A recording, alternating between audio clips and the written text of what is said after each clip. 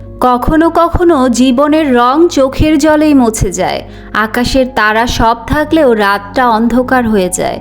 কখনো একটা মুহূর্তেই বদলে যায় পুরো গল্পের মোড়। যা হারানোর নয় তাও হারায়, শুধু সময়ের দৌড়।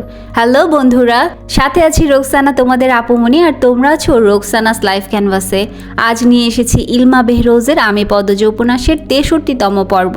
আজকের এই পর্বেই পদ্মজার জীবনটা বদলে যাবে চিরতরে। চোখ ঝাপসা হয়ে যাবে তার, দুঃখ, ভয় আর অজানা এক সত্যের ছায়ায়। তোমাদের অনুরোধ মন দিয়ে শুনো, কারণ আজকের এই পর্বটা শুধু গল্প নয়, এক গভীর অনুভূতি। পর্ব নাম্বার 63। বিছানার ওপর কাঁথা মোড়ানো ফরিনার দুর্বল দেহটা শুয়ে আছে। বিদ্যুৎ নেই, ঘরের এক কোণে লণ্ঠন জ্বলছে। ফরিনার চোখ বোঝা। লতিফা পায়ে পায়ে হেঁটে এসে নিঃশব্দে ফরিনার শিউরে দাঁড়ালো। ক্ষীণস্বরে ডাকলো, খালাম্মা ঘুমাইছেন? ফরিনা ধীরে ধীরে চোখ খুললেন। চোখের দৃষ্টি ঘোলা। কিছু মুহূর্তের ব্যবধানে বয়সের তুলনায় একটু বেশি যেন বয়স্ক দেখাচ্ছে। ফরিনা কিছু একটা বললেন, লতিফা বুঝলো না। সে নত হয়ে ফরিনার মুখের কাছে নিজের মুখ এনে বলল, কি কইছেন খালাম্মা? ফরিনা দুর্বল গলায় নিম্নস্বরে বললেন, পদ্মজা কই? আপনার ঘরে না আইলো দেখলাম। ঘুম থেকে ওইটা তো দেহি নাই। ফরিনা থামলেন, তারপর বললেন, এখন কই? মনে কয় ঘরে আছে, ডাইকা দিমু? না থাকুক। খাইবেন কিছু? না, আরেকটা কাঁথা দে। লতিফা আলমারি থেকে লেপ বের করলো, তারপর ফরিনার গায়ের ওপর দিল আর বলল, অনেক ঠান্ডা পড়ছে খালাম্মা, কাঁথা দিয়া হইব না। ফরিনা লতিফার সাথে আর কথা বাড়ালেন না। তিনি জানালার বাইরে চোখ রাখেন। রাতের আকাশ দেখা যাচ্ছে আর শীতল হাওয়া শাহ শাহ করে ঘরের ভিতর ঢুকছে। তিনি আকাশের গায়ে বাবুর ছোটবেলার মুখটা দেখতে পেলেন। যখন বাবুর জন্ম হলো, আমিনা কপাল কুঁচকে বলেছিলেন, তোমার স্যারায় তো সত্যি কালা হইছে, আমি ঠিকই কইছিলাম। আমিনার কথা শুনে ফরিনার বিন্দুমাত্র রাগ হয়নি। বাবুর নিষ্পাপ মুখটা দেখে তিনি অভিভূত হয়ে পড়েন। সারা মুখে গুচ্ছ গুচ্ছ মায়া। এই মায়াময় শ্যামবর্ণের মুখ দেখে তিনি যেন পিছনের সব কষ্ট ধামাচাপা দিতে পেরেছিলেন। আদর করে কোলে নিয়ে ডেকেছিলেন, আমার বাবু। মায়াময় এক রাত্রি বাবুর নামকরণ হয় আমির হাওলাদার। ধীরে ধীরে বড় হয় আমির। মায়ের চুলের বেনি করে দেওয়া ছিল তার নিত্যদিনের অভ্যাস। মায়ের হাতে 3 বেলা না খেলে পেটই ভরতো না। কত শত আবদার ছিল তার। আম্মা আম্মা করে বাড়ি মাথায় তুলে রাখতো। যতবার আম্মা ডাকতো ততবার বোধহয় নিঃশ্বাসও নিত না। ছোট থেকে আমির স্বাস্থ্যবান, তেজি। বাবা মায়ের আদরের একমাত্র ছেলে ছিল। যখন আমিরের বয়স 14, তখন সে ফরিনাকে কোলে নিয়ে পুরো বাড়ি ঘুরেছে। ফরিনা সেদিন আবেগে আপ্লুত হয়ে ছেলেকে বকেছেন, উচ্চস্বরে হেসেছেন। জীবনের স্বর্গীয় সুখ নিয়ে এসেছিল আমির। পিছনের কথা ভেবে ফরিনার ঠোঁট দুটো থরথর করে কেঁপে উঠল, চোখ দুটো ভিজে ওঠে জলে। এই বয়সে এসে স্মৃতির নরকীয় যন্ত্রণা হজম করা খুব কষ্টের। কম তো বয়স হলো না, 50-এর ঘরে পড়েছেন। ফরিনার চোখের দেয়াল টপকে উপচে পড়ছে নোনা জল। সেই জল দেখে লতিফা বিচলিত হয়ে উঠল, খালাম্মা, ও খালাম্মা, কান্দেন কেন? ফরিনা ঠোঁট কামড়ে কান্না আটকালেন। ভেজা কণ্ঠে বললেন, তুই যা লতু।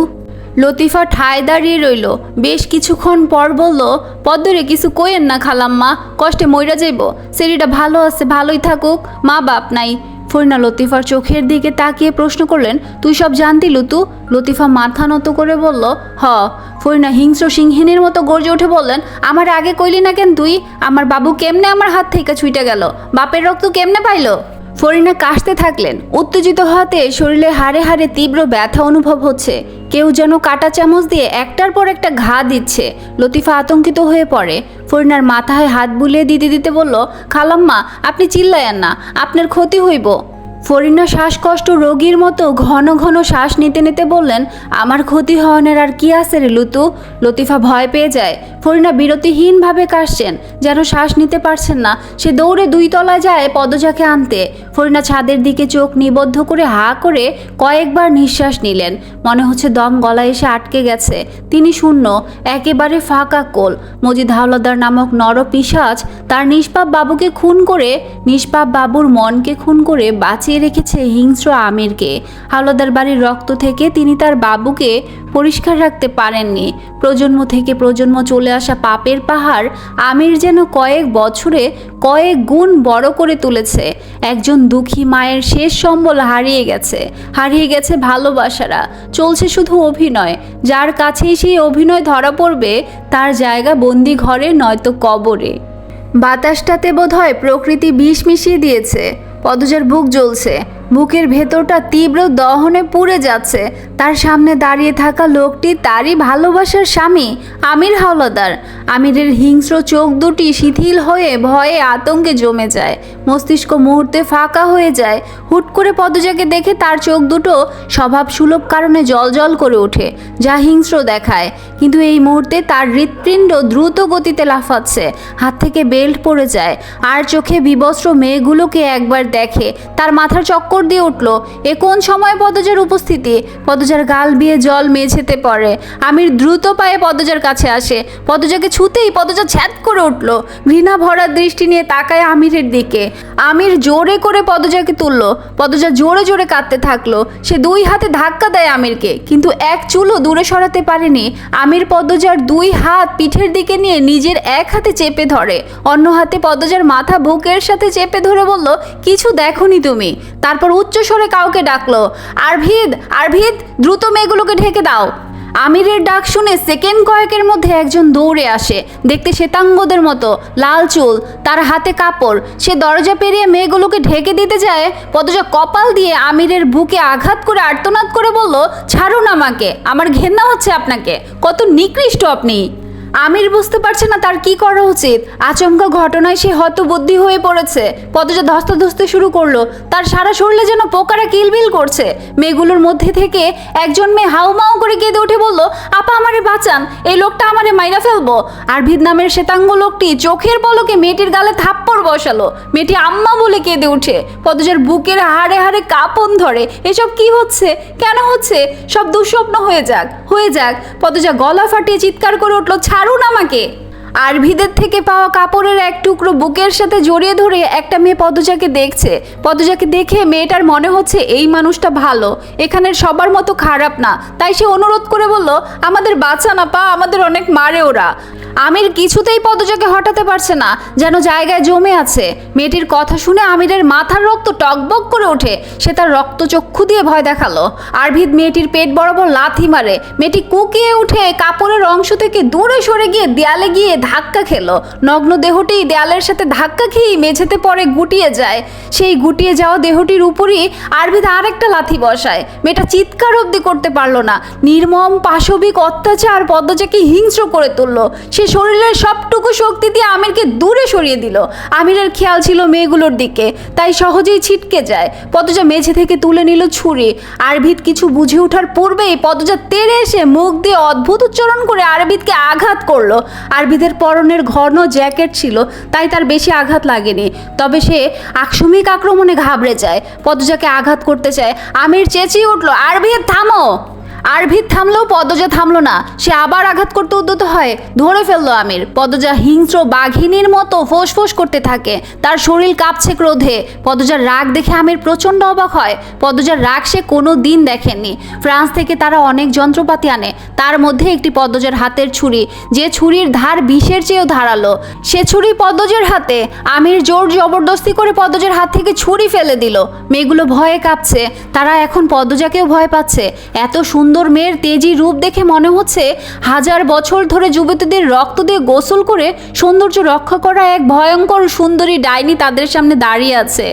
আমির পদজাকে জোর করে টেনে হিঁচড়ে ঘরের বাইরে নিয়ে আসে। পদজা হাত পা ছুটাছুটি করছে, চিৎকার করছে।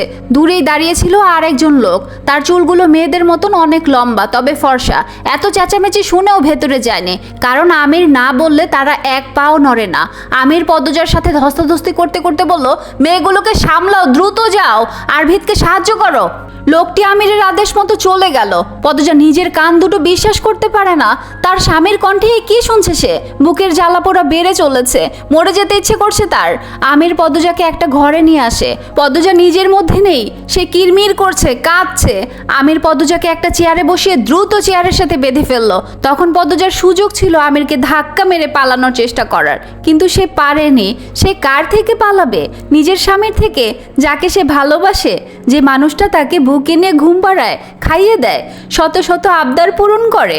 পদ্মজা ডুকরে কেঁদে উঠল, এক হাতের উপর কপাল ঠেকিয়ে কাঁদতে কাঁদতে বলল, আমি মেনে নিতে পারছি না। আমির পদ্মজার চেয়ে কিছুটা দূরে চেয়ার নিয়ে বসলো, তার চোখে মুখে আতঙ্ক। সে চেয়ে রইল পদ্মজার দিকে। পদ্মজা চোখ তুলে তাকায়, আমিরের চোখে চোখ পড়ে। সে ঠোঁট দুটো ভেঙে কেঁদে বলল, আপনি আমাকে বাঁধতেও পারলেন? আমির কিছু বলল না। পদ্মজা বলল, আপনি ওভাবে মেয়েগুলোকে মারতেও পারলেন? আমির আগের অবস্থানেই রইল। পদ্মজা নাক টেনে বলল, এত খারাপ আপনি, এত বেশি? মেয়েগুলোকে কেন মারছিলেন? আমির শুধু চেয়ে আছে। পদ্মজা বলল, এত নিষ্ঠুর আপনি, সব দুঃস্বপ্ন হতে পারে না? আমির পদ্মজার প্রশ্ন উপেক্ষা করে বলল, রিদওয়ান কোথায়? পদ্মজা কান্না থামিয়ে হাসলো, ধারালো সেই হাসি। ঠোঁটে হাসি রেখেই বলল, আমাকে পাহারা দিতে রেখেছিলেন? মারতেও কি বলেছিলেন?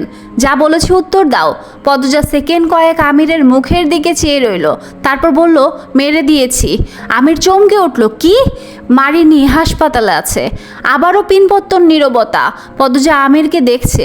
যে মুখে মায়া ছাড়া কিছু দেখতো না, সে আজ সেই মুখটাই চিনছে না। বুকের ভেতরটা কেমন করছে। আল্লাহ যেন বুকের ভেতর জাহান্নামের আগুন ধরিয়ে দিয়েছে। পদ্মজার মস্তিষ্কের সব প্রশ্ন উধাও হয়ে গিয়েছে। শুধু দেখছে আমিরকে, ভাবছে আমিরকে নিয়ে। পদ্মজা ম্লান হেসে জানতে চাইল, এখন কি করবেন আমাকে নিয়ে? বুকে ছুরি চালাবেন নাকি রামদা মারার জন্য আর কিছু কি আছে? আমির নিশ্চুপ, সে নিজেও জানে না সে কি করবে। পদ্মজা বলল, পশুরা কাউকে ভালোবাসে? আমির মুখ খুলল, বাসে বোধ হয়। পদ্মজা হাসলো, হাসতে হাসতে চেয়ারে হেলান দিল, তারপর আবার সোজা হয়ে বসলো। গুরুতর ভঙ্গিতে বলল, মেয়েগুলোকে ছেড়ে দিন। অসম্ভব, আমি ঠিক ছাড়িয়ে নেব। আর কিছু করো না। কি করবেন? খুনি তো। একটু ভয় ডর ঢুকাও মনে। বিশ্বাস করুন, আপনার বুকে ছুরি চালাতে আমার খুব কষ্ট হবে। আমির চকিতে তাকালো। পদ্মজা কথাটা বলে কাঁপতে থাকলো। নিয়তি তাকে কোথায় নিয়ে যাচ্ছে, কি বলাচ্ছে? এই কথাটা সে মন থেকে বলেনি, সে কিছুতেই এমন কথা বলেনি। আমির নিজেকে সামলে নিয়ে বলল, ভালোই তো ছিলাম আমরা। মুখোশধারীর সাথে আবার ভালো থাকা? একদম মায়ের মতো হয়েছ, নিখুঁত অভিনেতা। বাধ্য হয়ে? কে করেছে বাধ্য আপনাকে? তোমার আদর্শ, তোমার পবিত্রতা। আপনি কলুষিত করেছেন। বিয়ে করেছি। কেন করেছেন? ভোগ করে মেরে নদীতে ভাসিয়ে দিতেন, তাহলে ভালোবেসে আজকের নরকীয় যন্ত্রণাটা সহ্য করতে হতো না। সব ভুলে যাও, রানীর হালে থাকবে। আমিরের কণ্ঠে জোর নেই। সে পদ্মজাকে চিনে। পদ্মজাকে সে এতদিন অন্ধকারে রাখলেও পদ্মজা তাকে আলোতে রেখেছিল। সেই আলো দিয়ে আমির চিনতে পেরেছে পদ্মজাকে। পদ্মজা অন্যায় মেনে নেওয়ার মেয়ে নয়, কিন্তু চেষ্টা তো করতে হবে। আজও পদ্মজা জানতে পারতো না কিছু, যদি সে ঝড়ের কবলে না পড়তো। গুটি ওলট পালট হয়ে গেছে। এরই বোধহয় বলে, চোরের 10 দিন, গৃহস্থের 1 দিন। পদ্মজা ছলছল চোখে আমিরকে দেখে। সে চোখের সামনে সব কিছু দেখেও যেন বিশ্বাস করতে পারছে না। সর্বাঙ্গে যে কষ্টটা হচ্ছে, শরীর থেকে রূহ বের হয়ে যাওয়ার সময়ও বোধ হয় তেমন কষ্ট হয় না। পদ্মজা ঝরঝর করে কেঁদে দিল। এ কেমন নিয়তি তার! যতক্ষণ সে সামনে থাকে ততক্ষণ প্রেমের কথা বলা মানুষটা তাকে দড়ি দিয়ে বেঁধে রেখে ঠান্ডা মাথায় ভাবছে তাকে নিয়ে এখন কি করা যায়। পদ্মজা তার হাতের চুড়িগুলোর দিকে তাকালো। চুড়ি দুটো তার মায়ের। মায়ের কথা খুব মনে পড়ছে। এই পৃথিবীতে তার একমাত্র ছায়া, একমাত্র ভরসার স্থান ছিল তার মা। মা মারা গেল, তারপর সেই স্থানটা পরিবর্তন হলো আমিরের নামে। সেই মানুষটার রূপ এভাবে গিরগিটের মতো পাল্টে গেল? না, পাল্টে যায়নি, এমনই ছিল, শুধু মুখোশ পড়েছিল, ছদ্মবেশী। মেয়েগুলোর চিৎকার ভেসে আসে, তাদের অত্যাচার করা হচ্ছে খুব। কিছু একটা দিয়ে পিটাচ্ছে, ফ্যাচ ফ্যাচ শব্দ হচ্ছে। কোনো বাবা মায়ের চোখের মণিদের এভাবে অত্যাচার করা হচ্ছে। পদ্মজা চিৎকারগুলোকে ইঙ্গিত করে বলল, আপনার কষ্ট হয় না? একটুও হয় না? আমিরের ভাবান্তর হলো না। সে চিন্তায় মগ্ন। তার ছক উল্টে গেছে।